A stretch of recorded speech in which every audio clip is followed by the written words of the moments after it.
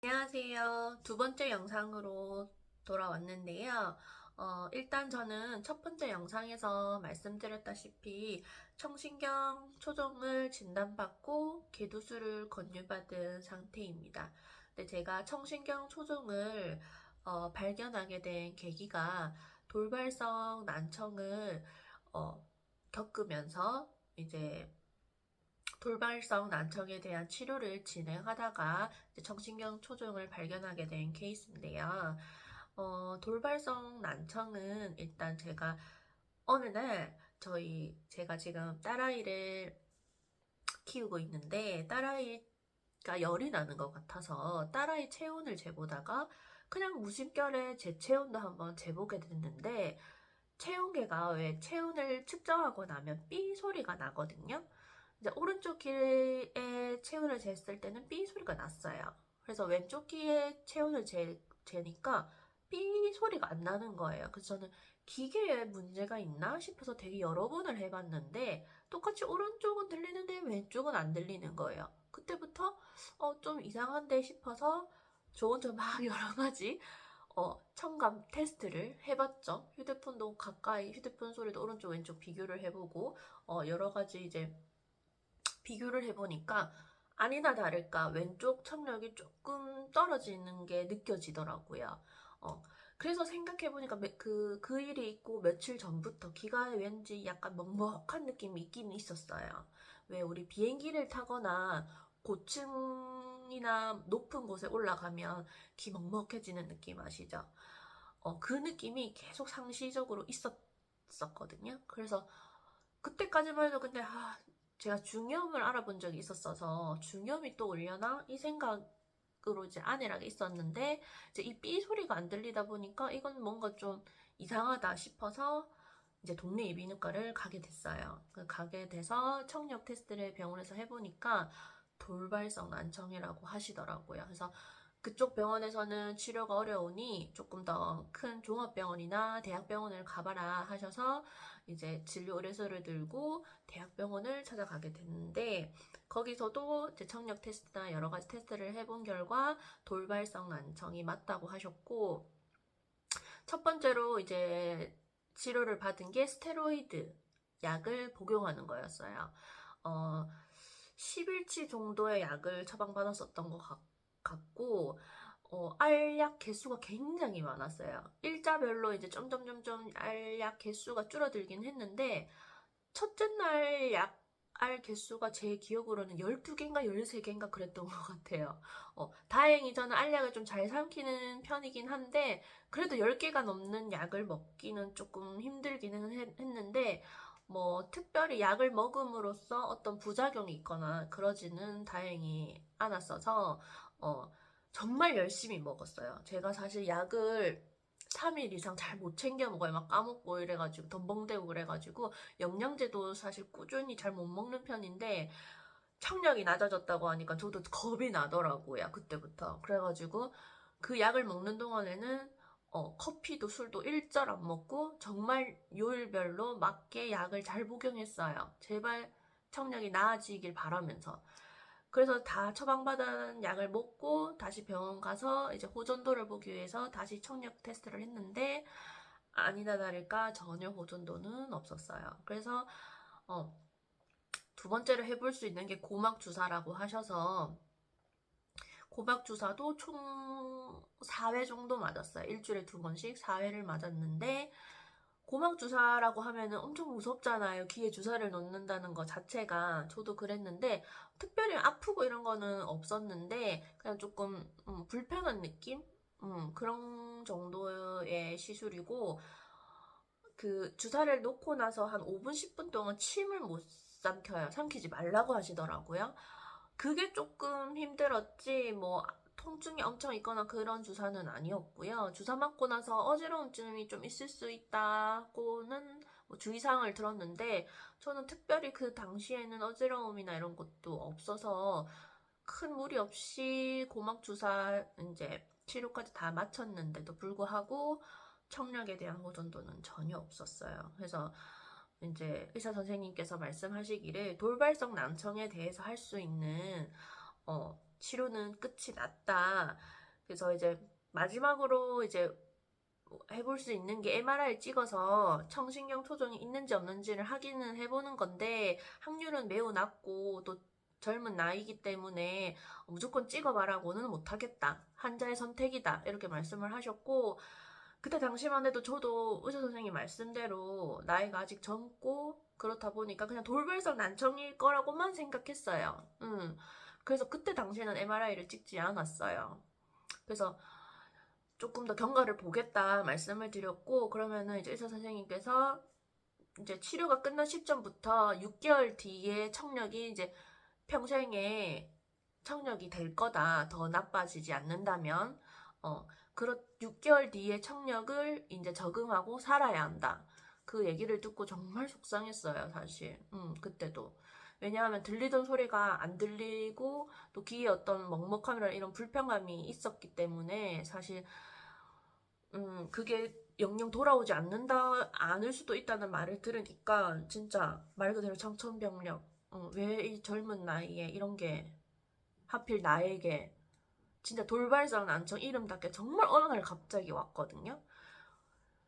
그때도 근데 너무 힘들었는데 뭐 할 수 있는 치료도 다 받았다고 하시고 하니까 이제 받아들이는 수밖에 없구나 하고 이제 그냥 평범한 생활을 하고 있었는데 어느 날 갑자기 또 정말 어느 날 갑자기 너무 어지러운 거예요. 걸을 때 벽을 짚어야 할 만큼 갑자기 어지러움이 와서 또 바로 동네 이비인후과를 갔어요. 그래서 또 청력 테스트도 하고 어지러움 테스트도 하니까 메니에르일 가능성이 있다 하셔서 메니에르 약을 또 처방받아 왔어요.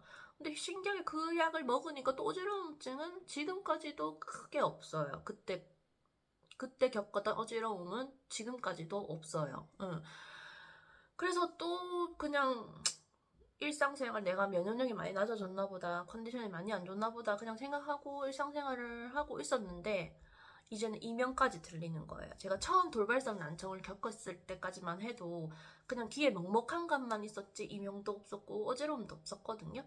그래서 그때 당시 대학병원 의사 선생님께서도 MRI를 적극적으로 추천하지 않으신다고 하셨거든요. 왜냐하면 먹먹한 것 말고는 다른 증상이 없었기 때문에.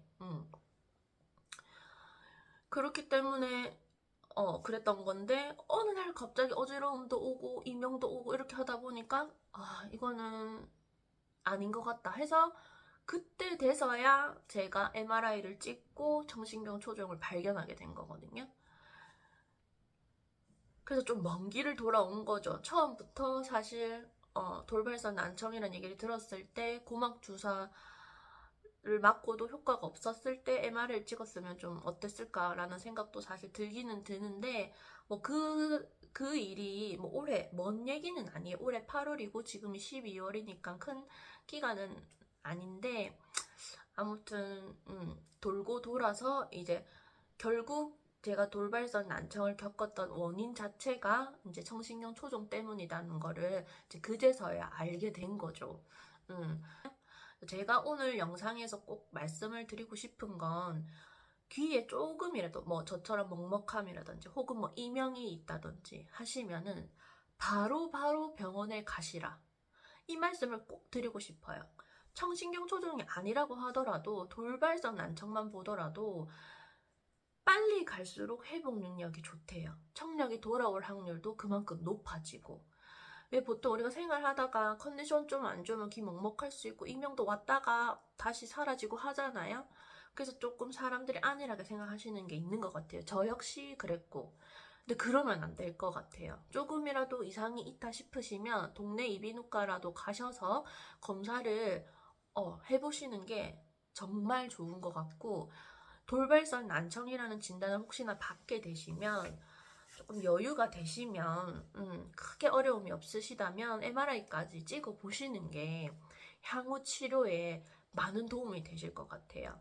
제가 처음에 진짜 갑자기 이런 게 왔기 때문에 저도 의학적인 지식이 전혀 없었고 했기 때문에 그냥 돌고 돌아서 이제 여기까지 온 것 같은데 돌발성 난청이라는 걸 처음 알았을 때 바로 그냥 MRI 찍고 했으면 뭐 고막 주사를 맞고 매일 약을 먹고 이런 일이 조금 그런 시간이 줄어들지 않았었을까? 그런 생각이 지금은 들긴 들거든요.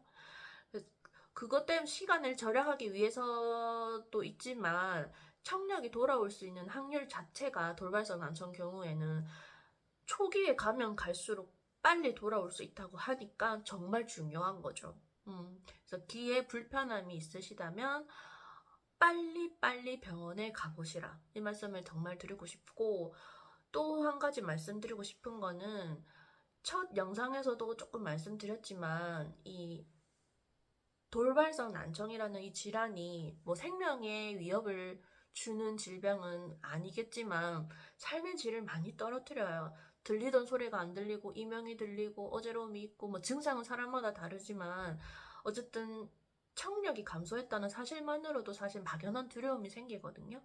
근데 이 질병 자체가 빨리 호전이 되시는 분들도 많지만 또 그렇지 않은 분들도 계시거든요. 그럴 때는 정말 이 마음을 다잡는 게 굉장히 중요한 질환인 것 같아요. 저도 지금은 마음을 다잡고 이제 수술을 하면 지금보다는 많은 것들이 좋아지겠지 그냥 이제 받아들이고 있는 상태인데 사실 그럼에도 불구하고 수술 전 컨디션으로 돌아갈 수 없다는 거는 알고 있어요. 받아들이고 있고. 근데 이렇게까지 받아들이기까지가 사실 많이 힘들었거든요. 저도. 많이 울기도 울고.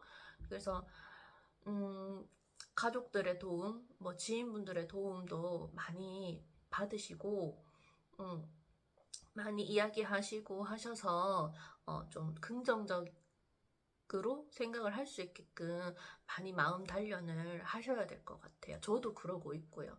사실 제가 제일 돌발성 난청을 겪으면서 마음 아팠던 적이 딸아이를 데리고 딸아이가 이제 또 감기에 걸려서 병원에 갔는데 주말에 가다 보니까 정말 분주하고 시끄러운 상황이었어요. 근데 보통 진료실에 가면은 이제 문을 닫고 진료를 하는데 너무 바쁘셔서 그랬는지 간호사분이 이제 문을 이제 닫지 않으시고 문 앞에 이렇게 딱 서 계시더라고요. 문을 닫을 수도 없게끔.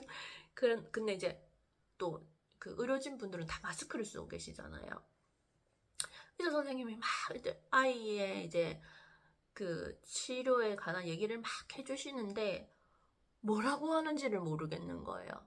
너무 시끄럽고 마스크를 쓰고 계시다 보니까 이제 제 청력은 더 안 좋아져 있는 상태였고 그때 당시 제가 지금 왼쪽 귀는 거의 정상 청력이 50% 이상이 훨씬 떨어져 있는 상태였으니까 사실 뭐라고 하는 그러니까 소리가 들리기는 하는데 이 뭐라고 해야 되지? 정확도가 떨어져요.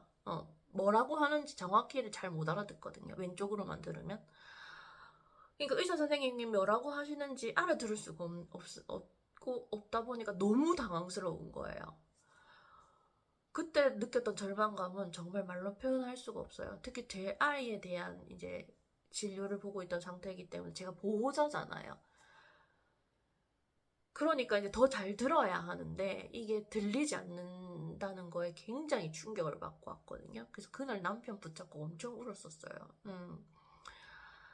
그래서 이제는 지금은 같았으면 선생님 제가 왼쪽 귀 청력이 많이 안 좋아서 사실 지금 좀 잘 알아들을 수 없으니 문을 좀 닫고 다시 설명을 듣고 싶다라든지 이런 양해의 말씀을 드렸을 것 같은데 그때는 당황하니까 더 안 들리는 거예요. 그래서 이런저런 이제 일을 겪으면서 저도 지금은 이제 마음을 많이 다잡고 있는데 같은 혹은 비슷한 질환을 겪고 계신 분들이라면 아실 거예요. 그 막연한 두려움. 그렇기 때문에 적응하고 받아들이고 하는 과정이 분명히 필요하실 것 같아요. 그래서 많은 도움 받으시고 본인 스스로도 마음을 많이 다잡는 시간을 가지셨으면 좋겠어요. 그리고 모두들 건강하셨으면 좋겠고 오늘의 일단 핵심 내용은 귀가 조금이라도 불편하거나 이상이 있으시다면 바로바로 병원에 가보시라. 이 말씀을 꼭꼭꼭 드리고 싶어요. 네. 오늘 영상도 봐주셔서 감사하고요. 다음 영상으로 돌아오도록 하겠습니다. 감사합니다.